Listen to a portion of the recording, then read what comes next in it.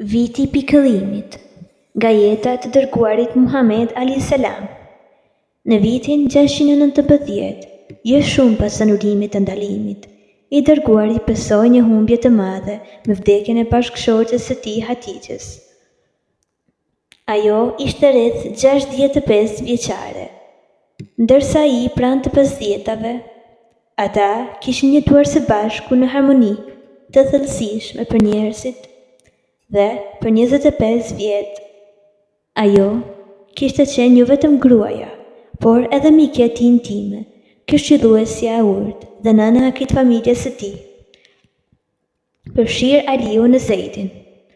4 vajzat e tij u kapluan nga pikëllimi, por ai arriti t'i ngushëllonte, duke thënë se Xhibraili i kishte ardhur një herë dhe kishte thënë t'i jepte asaj përshëndetje të paqes nga Zoti i saj e t'i thoshte se ai i kishte përgatitur një banesë në parajs.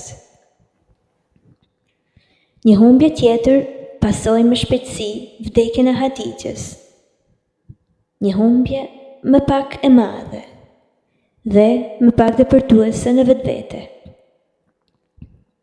por njëkohësisht më pak e ngushëllueshme dhe më serioze në rrjedhojat e jashtme. Ebu Talibi u shëmur dhe shpejt u bë qartë se po vdiste. Në shtratin e vdekjes se vizitoi një grup prijesash të Kurejshëve, Utba, Shejbe dhe Ebu Sufjani nga klani Abdushens, Umejej klani Gjuma, Ebu Gjehli i mazumeve të tjerë. Dhe ata i thanë: Ebu Talib, ti e di gërsimin që kemi për ty, dhe tani të ka rënë kjo që po sheh, ndaj druhemi për ty. Ti e di se që është mes nesh djalit të vëllait tënd, ndaj thirre dhe merr për të një dhuratë prej nesh, e merr për ne një dhuratë prej ti, që të na lë rahat e ta lëm rahat. Të na lë rahat ne dhe fen ton të qetë. Kështu që Ebu Talibi i qoi fjalë e kur i erdhi i tha: Djali vëllait tim, këta fisnik të popullit tënd janë mbledhur për shkakun tënd, që të japin e marrin. Ashtu le të bëhet, tha i dërguari. Jepmi një fjalë me të cilën do t'i sundoni arabët dhe perset do të jenë të nështruarit të juaj. Po, pasha, yt atë, tha Abu Gjeli. Për këtë do të japim një fjalë e 10 të tjera. Të thoni nuk ka Zot përveç Zoti, dhe të mohoni atë që adhuronit veç ti. Ata përplasën duar dhe thanë: Do këti bërë Zotat një o Muhammed? I çuditshëm ky pazari yt. Vërtet. Pastaj i tha njëri tjetrit: Ky njeri nuk do t'jap asgjë nga që kërkoni. Ndaj shkoni në punën tuaj dhe mbani fenë e etërve tuaj, gjersa Zoti të gjykojë mes jush e atij. Kur ikën, Ebu Talibi i tha profetit: Djali vëllait tim, me sa e pash, ti su kërkove gjë të shtrembër. Këto fjalë e përmbushën të dërguarin me dëshirë që ai të hynte në Islam. Xhaxha, i tha, shqiptoj fjalët që të ndërmjetësoj me to për ty në ditën e ringjalljes. Djali vëllait tim, tha, po të mos truesha se Kurejshët do të mendonin se i kam thënë nga frika e vdekjes, do t'i thosha, por shqiptimi tyre nga unë do të ishte për të bërë qefin. Atëherë kur vdekja ju afrua Ebu Talibit, Abazi e pa televiz dhe puzët dhe vuri veshin afër tij e dëgjoi, pastaj tha: Vëllai im, i shqiptoj fjalët që i kërkove, por i dërguari tha: Nuk dëgjova. Tani më po bëhej e vështirë në Mekë, përthuajse të gjitha ata që nuk ishin mbrojtje zyrtare. Para se t'i përshkohej të dërguarit, Ebu Bekri kishte qenë njeri me ndikim të konsiderueshëm, por ndryshe nga Omeri e Hamzai. Ai nuk ishte në vetvete njeri rrezikshëm e kësaj, nuk ndjelte frikë, përveç se tek ata që kishin mësuar të çmonin për arsye shpirtërore, dhe kur Islami i tij vuri pengesë midis tij e prijesve të Kurejshëve, ndikimi i tij tek ta ranë thuajse një hiq, ashtu sikur se u rit brenda bashkësisë së fesë së re.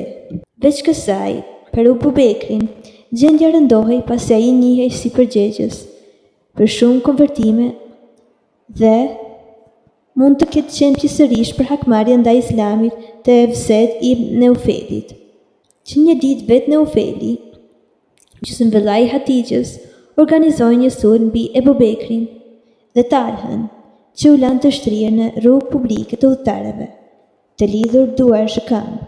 Tokë në litar, asnjë nga burrat të temit nuk tërhyn ndaj atyre të Esedit, çka sugjeron se ata i kishin mohuar dy të afërmit kryesues musliman. Mund të ketë pasur edhe incidente të tjera. Ebu Bekri ishte në raport të gjithnjë me të ndera, me ishpërndarin e Bilalit Umejen, të parin e xhumave, mes të cilëve jetonte dhe erdhi koha ku ju duk se nuk ishte alternativë veç se të mërgonte. Pasi mori leje nga i dërguari, ai u nis t'i bashkohej atyre që kishin mbetur në Abisini. Por, para se të arrinte detin e Kuq, u takua me Ibn Ed Dukhunën, aso kohë kryetari i grupit të vogël, fisesh konfederative jo larg Mekës, aleat të Kurejshëve. Kryetari i Beduin e kishte njohur Ebu Bekrin mirë në ditët e këmbjes të ndikimit. Kurse tani, ai kishte pamjen e një jeremiti udhëtues, i mahnitur nga ndryshimi, e pyeti me gjerë: "Temit më kanë keqtrajtuar", tha Ebu Bekri, "e më kanë dëbuar dhe gjithçka dua është të udhëtoj mbi faqen e dheut duke adhuruar Zotin." "Pse kanë bërë këtë?" tha Ibn Ed Dukhune. "Ti je si stoli për klanin. Ndihmë në fatkeqësi, bërës i së drejtës, mbushës i përhershëm i nevojave të të tjerëve. Ktheu se je në mbrojtjen time." Kështu, ai e ktheu në Mekë dhe u foli njerëzve: "O burra Kurejsh, i kam dhënë mbrojtjen time djalit e Ebu Kuhafës. Ndaj, të mos të trajtoj kush përveç mirë." Kurejshet e konfirmuan mbrojtjen dhe premtuan se Ebu Bekri duhet të ishte i sigurt, por me cytje të Beni Xhuma, i thanë mbrojtësit e tij: "Thuaj të adhuroj Zotin e vetë brenda dhe të lutet të recitoj ç'të doj aty, por të mos në nxjerrë të lashe duke e bërë të dukshme e të dëgjueshme, sepse pamja e tij është goditse dhe ka një mënyrë ai që na bën të druhemi, se mos jo është bi edhe gratë tona." Ibn Ed Dukhune ja tha këtë Ebu Bekrit, dhe për ca kohë ai u fal vetëm në shtëpi, ku edhe këndonte Kuranin, dhe për ca kohë tensioni mes tij dhe prijesve të Beni Xhumave u zbut. Ebu Talibi e pasoi Ebu Lehebi si prijesi i Hashimëve. Por mbrojtja që ai i jepte të nipit ishte thjesht nominale dhe profeti keqtrajtoi sikur më parë. Një rast një kalimtar u mbështet te borda e tij dhe hodhi një copë mbeturinët të kalburt në poçën e tij të gatimit. Dhe një herë kur po falej në uborin në shtëpisë, një burr i hodhi përsipër mitrën e një deleje të fëlliqur me gjak dhe ja shqitjeje. Përpara se ta hidhte, profeti mori objektin me fundin e një shkopi dhe duke qëndruar te porta tha: "O bijt e Abdumenafit, ç'mbrojtje është kjo?" Ai kishte parë se shkelësi ishte Shemsi Uba, njerkuj i Uthmanit, burri të Rukajës. Në një tjetër rast, kur profeti po kthehej nga qapja, një burr mori një grusht balt dhe ja hodhi në fytyrë dhe mbi krye. Kur u kthye në shtëpi, njëra nga bijat e tij, Fatimia, u shpëlau duke qarë gjithkohës. "Mos qaj bie vogël", i tha ai. "Zoti do ta mbrojë babain tënd." Pikërisht atëherë vendosi ai ta kërkonte ndihmë nga Thekifët, populli i Taifit, një vendim që pasqyronte në mënyrë elokuente rëndesën dukshme të gjendjes së tij në Mekë. Sepse veç faktit se vërteta mund të zaptoj gjithçka që mund të shpresojë tjetër nga Thekifët, biqyrësit e tempullit të Perëndeshës Lat, faltorën të cilës u pëlqente ta mendonin si të krahasueshme me shtëpinë e Zotit. Megjithatë, duhet të kishte përjashtime në Taif, siç kishte në Mekë, dhe profeti nuk ishte pa shpresë të kalerojë nga shkret e tij drejt vreshtave, kopshteve, fushave ftuese me grur që ishin rrethinat e qytetit me mur. Duke ndjerë se mund të ishin bujar, ata thirrën një skllav të ri, kristian të tyrin që quaj Adase, i thanë: Merr një vil nga ky rrush dhe vëre në këtë pjatë. Atëherë jepja atij buri dhe kërkoi të hajë prej saj. Adasi veproi siç e urdhëruan dhe kur i dërguari vuri dorën mbi kokrat e rrushit, ai tha: Bismillah. Adasi e vështroi mbretazin në fytyrë, pastaj tha: Ato nuk janë fjalë që thuan këndej pari. Nga ç'vend je? I tha i dërguari. Dhe ç've ke? Jam i krishterë, tha ai, nga populli i Nainvehit, nga qyteti i të drejtësishmit. E ju birit e Matajit, tha i dërguari. Si ditë ke për Ejubin të birin e Matajit, tha Adasi. Ai është vëlla im, dhe përgjigja. Ai ishte i dërguar dhe unë jam i dërguar. Atëherë Adasi u përkul mbi të dhe i puthi kokën duar të këmbët. Kur e pan këtë, dy vëllezërit i thirrën njëri tjetrit, thuajse një zëri. Ka që pat sklavi yt, u çrodit. Kur Adasi u kthye tek ata, duke lënë të dërguarin të hante në paqe, ata i thanë: Eja në vete, Adas, ç'të bëri? T'ja pudhësh kokën, duar dhe këmbët atij burri. Ai u përgjigj: Im Zot, nuk ka mbi tokë asgjë më të mirë se ky njeri. Ai më tregoi për gjëra që vetëm një i dërguar mund t'i dinte. Eja në vete, Adas, thanë ata.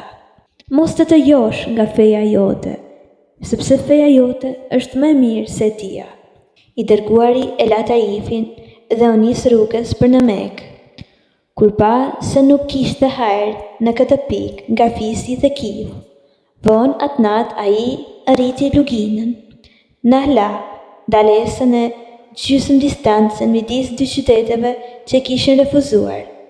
Në qastin e ndërgjegjes së tij, më të mpret mbi këtë refuzim, profecia e tij ishte njohur nga dikush prej Naivehut të largët, e tani tek po falej në Ahla, një grup qindesh kaluan pra.